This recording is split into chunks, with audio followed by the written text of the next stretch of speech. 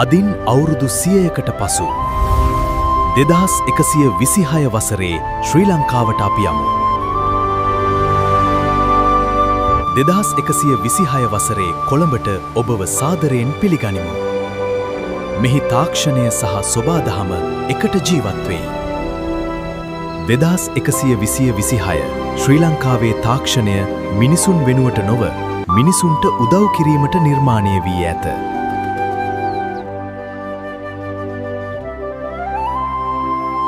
අද අපේ අව්වේ පෝලිම්වල රැඳී සිටින බොහේ සේවාවන් 2126 දී නිවසේ සිටම ඉතා පහසුවෙන් ලබාගත හැකි වේවි.